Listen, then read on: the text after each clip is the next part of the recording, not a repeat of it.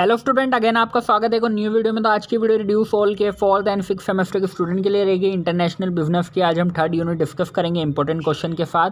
तो क्षेत्रीय आर्थिक एकीकरण, अंतर्राष्ट्रीय आर्थिक संगठन, तो इसके ऊपर आपकी वीडियो रहने वाली है, तो वीडियो के एंड तक बने रहना। साथ ही आपकी फर्स्ट एंड सेकंड यूनिट में डिस्कस कर चुका हूँ, तो जाके डिस्क्रिप्शन में लिंक मिल जाएगा, तो जाके देख लेना। तो थर्ड यूनिट डिस्कस करते हैं, चलते हैं अपने PDF की ओर। तो ये आपका सिलेबस है, आप इसका सिलेबस यहाँ पे देख सकते हो। जैसे यहाँ पे लिखा है सिलेबस में आपका, तो ये पूरा आपका सिलेबस रहेगा। इसमें क्या क्या टॉपिक आपको पढ़ने हैं वो चीज़ आप यहाँ पे देख सकते हो। तो ये आपका सारा टॉपिक है जो आपको यहाँ पे पढ़ना है, तो आप अपने सिलेबस के अकॉर्डिंग इस वीडियो को ध्यान से देख सकते हो। तो आज हम डिस्कस कर रहे हैं यहाँ पे फर्स्ट क्वेश्चन। तो आप देखोगे इसमें लिखा है कि नीचे दी गई विभिन्न अंतर्राष्ट्रीय वित्तीय प्रणालियों और संस्थाओं की कार्य प्रणाली को समझाइए। तो आपके एग्जाम में इनमें से कोई भी कह सकते हो, इन चारों में से कोई भी एक टॉपिक आपका आ सकता है आपके एग्ज़ाम में 6-7 नंबर में। तो इनमें से कुछ भी आ सकता है। तो पहला आपका IFC है, फिर आपका एशियाई बैंक विकास बैंक है जो कि आपका ADB से यहाँ पे डिनोट किया जा रहा है, फिर आपका बहुपक्षीय निवेश गारंटी एजेंसी है, फिर आपका अंतर्राष्ट्रीय विकास संघ है। तो इसमें आपको इसकी कार्य प्रणाली के बारे में बताना है और उसका इंट्रोडक्शन आपको यहाँ पे देना है।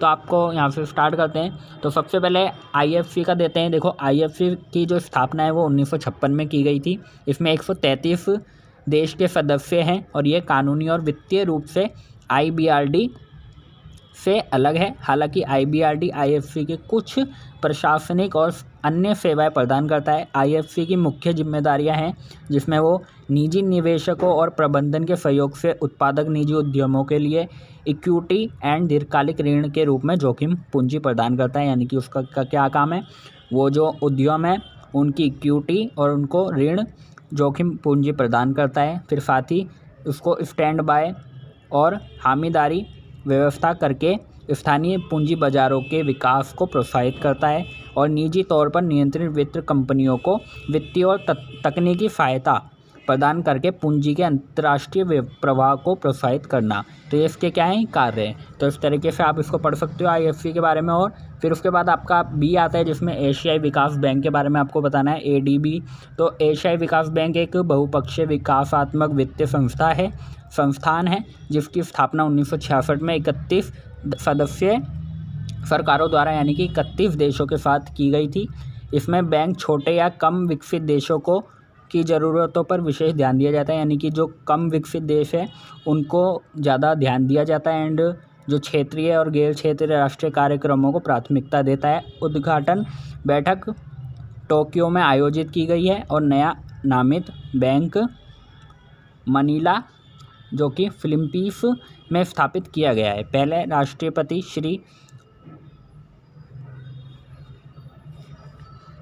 तो आप इसके बारे में थोड़ा और पढ़ सकते हो, यहाँ पे इसका सारा लिखा है, तो आप इसको देख लेना, इसका आंसर किस तरीके से बताया गया है। फिर आपका बहुपक्षीय निवेश गारंटी एजेंसी है जो कि आपकी IMFGA है, तो आप इसको देख सकते हैं MIGA, ठीक है। बहुपक्षीय निवेश गारंटी एजेंसी आपकी MIGA है की स्थापना 1988 में निवेशकों को विभिन्न प्रकार के विभिन्न सेवाएं प्रदान करके विकासशील देशों में इक्विटी निवेश और अन्य प्रत्यक्ष निवेश प्रवाह को प्रोत्साहित करने के लिए की गई थी। तो उसके बारे में आप थोड़ा सा पढ़ेंगे। फिर आपका आता है अंतर्राष्ट्रीय विकास संघ जो कि आपका IDA है का संगठन जो गठन है वो आपका 1960 में किया गया था, जो कि विश्व बैंक समूह के एक भाग के रूप में किया गया था, ठीक है। तो इसके बारे में आप थोड़ा सा पढ़ना। फिर आपका IBRD की है जो कि इसकी स्थापना 1945 में की गई थी। तो इस तरीके से आपके इंपॉर्टेंट क्वेश्चन बनेगा, तो आप इसको देख लेना। कोई सा भी टॉपिक आपके एग्जाम में पूछा जा सकता है। फिर उसके बाद आपका क्वेश्चन सेकंड आता है जिसमें कहता है विदेशी मुद्रा बाजार से आप क्या समझते हैं। दो विदेशी मुद्रा बाजार द्वारा निष्पादित विभिन्न कार्य। तो यानी कि आपको क्या करना है, इसमें आपको विदेशी मुद्रा बाजार के बारे में बताना है। फिर उसके बाद विदेशी मुद्रा बाजार द्वारा निष्पादित विभिन्न कार्य क्या हैं वो आपको यहाँ पे बताने हैं, ठीक है। तो कहता है विदेशी मुद्रा बाजार एक वैश्विक केंद्रीकृत बाजार है।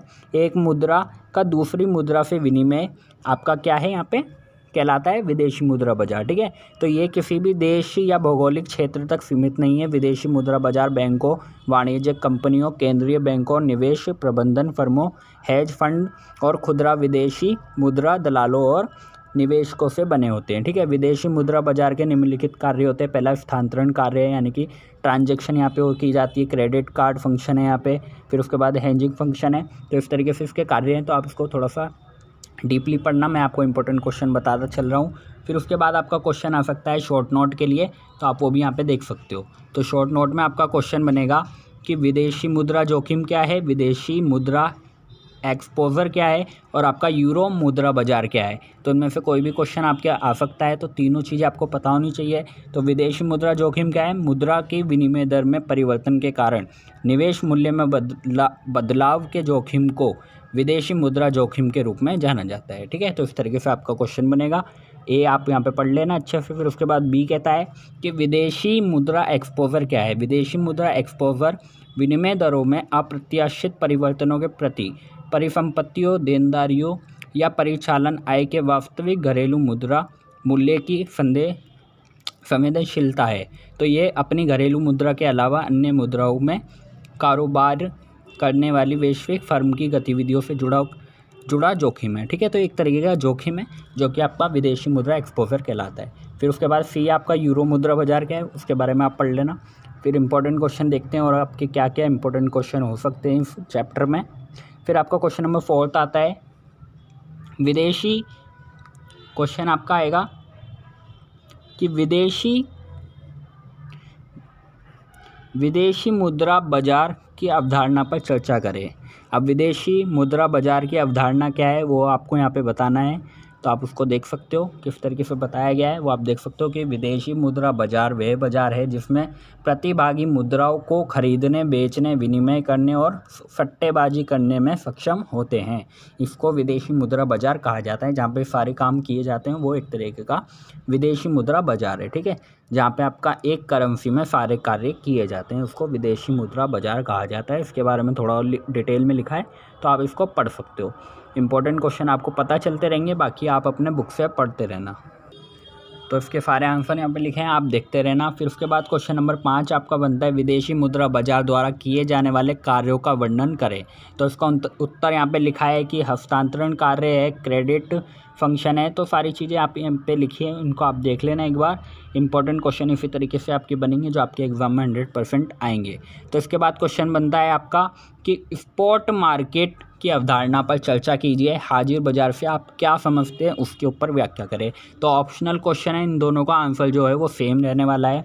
तो कहता है स्पॉट मार्केट विदेशी मुद्रा बाजारों में से एक है जिसमें वस्तु को तत्काल डिलीवरी या निकट भविष्य में डिलीवरी के लिए खरीदा या बेचा जाता है। यानी कि आपका एक होलसेल मार्केट आपने देखी होगी, आप वहाँ पे कभी भी चले जाओ, आपको वहाँ पे जो सामान है वो हमेशा अवेलेबल मिलेगा, आप आराम से डिलीवरी कर सकते हो। तो सारी चीज़ें यहाँ पे बताई गई है, आप खरीद भी सकते हो और बेच भी सकते हो माल को। तो इसको कहा जाता है स्पॉट मार्केट। इसके बारे में आप और अच्छे से पढ़ सकते हो, सारा आंसर यहाँ पे डिटेल में लिखा गया है। फिर उसके बाद आपका क्वेश्चन बनता है स्पॉट रेट से आप क्या तात्पर्य है। क्वेश्चन बनता है आपका स्पॉट रेट से क्या तात्पर्य है, और इसका ऑप्शनल क्वेश्चन यहाँ पे आप देख सकते हो, या में लिखा है स्पॉट रेट कोटेशन को परिभाषित कीजिए। तो दोनों का ही आंसर यहाँ पे सेम बनेगा, तो आप इसको आंसर को देख सकते हो यहाँ पे। तो यहाँ पे आंसर लिखा है किसी वस्तु, सुरक्षा या मुद्रा पर तत्काल निपटान के लिए उद्बद्ध मूल्य स्पॉट रेट, जिसे स्पॉट प्राइस भी कहा जाता है, कोटेशन के समय किसी परिसंपत्ति के मूल्य पर आधारित होता है। तो इसका आंसर आप यहाँ पे अच्छे से देख लेना। इंपॉर्टेंट क्वेश्चन, वीडियो ज़्यादा मैं लॉन्ग नहीं करूँगा, आपको बस इंपॉर्टेंट क्वेश्चन बताता चलूँगा क्या क्या इंपॉर्टेंट क्वेश्चन आपके एग्जाम में आ सकते हैं। फिर आपका क्वेश्चन बनता है बिड ऑफ स्प्रेड से क्या तात्पर्य है, चर्चा कीजिए। या ऑप्शनल में आ सकता है बोली पूछो प्रसार की अवधारणा को समझाइए। बिड ऑफ स्प्रेड वह राशि है जिसे पूछी गई कीमत बोली से अधिक हो जाती है। ये अनिवार्य रूप से उस उच्चतम कीमत के बीच का अंतर है जो एक खरीदार किसी परिसंपत्ति के लिए भुगतान करने को तैयार है और सबसे कम कीमत जिसके लिए एक विक्रेता इसे बेचने को तैयार है। आपने देखा, एक कह सकते हो एक घर है, उसने जो घर का मालिक उसने कहा मैं इसके 20 लाख रुपए में बेचने को तैयार हूँ, बट लेकिन उसको ख़रीदने वाले बहुत सारे लोग हैं। तो कह सकते हो तब वो उसमें जब उसकी बोली लगाई जाएगी तो हाईएस्ट गया 25 लाख रुपए। एक ने बोला मैं 25 लाख दूंगा और जितने भी लोग थे उनमें से कोई भी 25 लाख लेने को तैयार नहीं है। तो ऊंची बोली क्या हुई 25 लाख, और वो जो विक्रेता है वो कितने में बेचने को तैयार था 20 लाख में। तब 20 लाख 25 लाख माइनस 20 लाख करोगे जो 5 लाख रुपए आएगा उसको यहाँ पे बिड ऑफ स्प्रेड कहा जाएगा। ठीक है, तो इसको यहाँ पे बताया गया है। जैसे बोली पूछना का प्रसार यहाँ पे बताया गया है, पूछो मूल्य है और माइनस में आपका बोली मूल्य है, तो इस तरीके से ये निकलता है। फिर उसके बाद क्वेश्चन नंबर 9 कहता है क्रॉस एक्सचेंज दर को परिभाषित कीजिए। तो ये भी इंपॉर्टेंट क्वेश्चन है, आप इसका आंसर यहाँ पे देख सकते हो। फिर वायदा बाजार को परिभाषित करें, वायदा बाजार क्या है उसकी अवधारणा बताओ। तो ये सेम क्वेश्चन है, इसका आंसर यहाँ पे लिखा है, तो आप इसको देख सकते हो। इंपॉर्टेंट क्वेश्चन आपको पता चल जाएंगे और सारे ही जितना आपका सिलेबस है सारे ही चैप्टर के मैं इंपॉर्टेंट क्वेश्चन बताता चल रहा हूँ। 2 यूनिट कंप्लीट हो चुकी है, तीसरी यूनिट है, 4th एंड 5th भी जल्दी कंप्लीट करा दी जाएगी। तो आपके इसके बाद क्वेश्चन आता है फॉरवर्ड रेट की अवधारणा को समझाइए। अब फॉरवर्ड रेट क्या होता है वो देख लीजिए आप। भविष्य में होने वाले वित्तीय लेन देन पर लागू दर। फॉरवर्ड दरें स्पॉट रेट पर आधारित होती है जिन्हें कैरी की लागत के लिए समायोजित किया जाता है। तो इस तरीके क्वेश्चन है, आप इसका आंसर यहाँ पे देख सकते हो। फिर उसके बाद क्वेश्चन आता है फॉरवर्ड मार्केट में लॉन्ग और शॉर्ट फॉरवर्ड पोजीशन के बीच अंतर बताइए। अब फॉरवर्ड मार्केट में long and short forward position क्या होती है पहले आपको पता होना चाहिए, फिर दोनों के बीच में आपको डिफरेंसेस यहाँ पे बताने हैं। फिर क्वेश्चन नंबर 13 आपका बनता है समाप्ति पर एक अग्रिम अनुबंध को निपटाने की प्रक्रिया बताएं। तो उसके लिए आपको ये पढ़ना पड़ेगा, तो आप अपनी बुक से भी इसको पढ़ सकते हो अगर आपको इधर आंसर समझ नहीं आ रहा, बट लेकिन आपको टॉपिक पता चलेंगे कि किस टॉपिक पे किस तरीके का क्वेश्चन बनने वाला है, तो आप उसको देख सकते हैं। क्वेश्चन नंबर 14 यहाँ पे कहता है फॉरवर्ड प्रीमियम और फॉरवर्ड डिस्काउंट से क्या तात्पर्य है। तो आपको इसके ऊपर क्वेश्चन बनेगा और 100% आपके एग्ज़ाम में आएगा, क्योंकि न्यूमेरिकल क्वेश्चन है तो आपके एग्ज़ाम में न्यूमेरिकल क्वेश्चन भी आ सकता है। फिर कहता है विदेशी मुद्रा बाजार में मध्यस्थता की अवधारणा पर चर्चा करें, उपयोग उदाहरण के साथ। आपको यहाँ पे विदेशी मुद्रा बाजार के मध्यस्थता की अवधारणा के ऊपर यहाँ पे चर्चा करनी है और एक इसके साथ आपको एग्जाम्पल भी सेट करना है। ठीक है, तो फिर उसका क्वेश्चन बनता है आपका विदेशी मुद्रा बाजार में मुद्रा सट्टेबाजी पर एक संक्षिप्त नोट लिखिए। विदेशी मुद्रा बाजार में मुद्रा सट्टेबाजी क्या है वो चीज़ आपको यहाँ पे बतानी है, उसके ऊपर एक शॉर्ट नोट आपको यहाँ पे तैयार करना है। तो इसका आंसर यहाँ पे लिखा है, आप यहाँ से ही पढ़ सकते हो और बाकी अपनी बुक से भी। फिर विदेशी मुद्रा हेज पर संक्षिप्त नोट लिखे। हेजिंग से आप क्या समझते हैं वो चीज़ आपको यहाँ पे बतानी है, उसका भी आंसर यहाँ पे लिखा है, तो आप देख सकते हो। तो इस तरीके के इंपॉर्टेंट क्वेश्चन आपके एग्ज़ाम में आ सकते हैं, तो प्लीज़ हर टॉपिक को अच्छे से पढ़ना। जिससे यहाँ पे इंपॉर्टेंट क्वेश्चन बताए गए हैं उसी टॉपिक से ज़्यादा आप पढ़ोगे तो आपके एग्ज़ाम में अच्छे नंबर लाने के चांसेस है। फिर शॉर्ट नोट आता है आपका विदेशी निवेश को बढ़ावा देने के क्या उपाय हैं वो आपको बता सकते हो। फिर उसके बाद आता है एफडीआई के प्रकार बता सकते हो। भारत में प्रत्यक्ष विदेशी निवेश के रुझान, ग्रीनफील्ड और ब्राउनफील्ड निवेश, तो ये चीज़ें आपके एग्ज़ाम में आ सकती है शॉर्ट नोट में, तो उसका भी आंसर यहाँ पे लिखा गया है, तो आप उसको भी देख सकते हो। और वीडियो अच्छा लगे तो वीडियो को लाइक करना और नेक्स्ट वीडियो के लिए चैनल को सब्सक्राइब करना।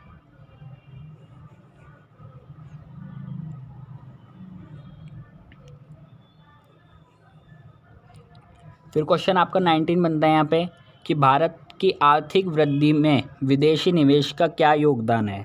उसके ऊपर आपको चर्चा करनी है कि भारत की जो आर्थिक पोजीशन है, जो ग्रोथ है, उसमें इंटरनेशनल बिजनेस का क्या रोल है वो आपको बताना है।